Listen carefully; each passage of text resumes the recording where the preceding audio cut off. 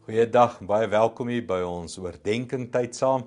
Ons is besig om te praat oor seisoene. En dalk iets in seisoene wat baie duidelik is die seisoen van nou trou ons, seisoen van 'n huis vol kinders, en dan 'n seisoen van 'n leeuhuis-sindroom.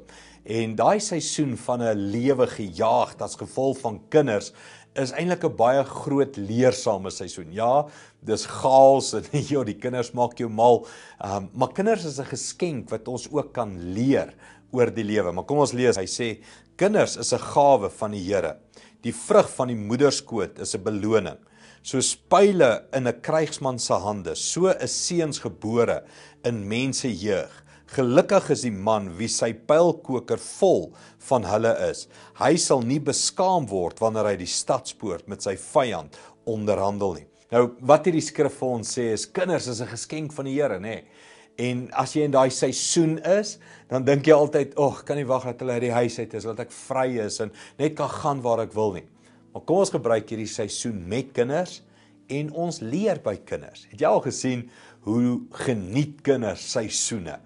Hulle geniet somer verskriklik, né? Het jy gesien hoe geniet hulle reën? Het jy al gesien hoe geniet hulle winter, serpies en handskoentjies en wietjies en al die goed, en hulle geniet elke seisoen. Hulle beklei nie teen die seisoen nie. Hulle absorbeer hom, hulle vat hom en hulle leef hom en hulle lag en hulle het fun in elke seisoen. Dis dalk iets wat ons as ouers dalk kan leer, né?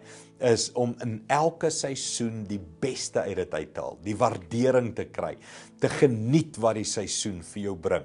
Wees positief oor elke seisoen in jou lewe. Kom ons leer by ons kinders oor seisoene. Kom ons bid dit saam. Hemelse Vader, in elke seisoen is daar goeie punte. Here, daar's dinge om te geniet, daar's nuwe dinge om te doen. En Here, ons sien dit by 'n kind. 'n Kind geniet elke geleentheid in sy lewe. En Here, help ons daarmee as ouers om in die seisoen van kinders te leer by kinders. Dankie daarvoor, Here. Maak ons leergierig, Here, om in elke seisoen te leer wat U ons wil leer. Dankie daarvoor in Jesus naam. Amen. Goed gaan, sien jou weer.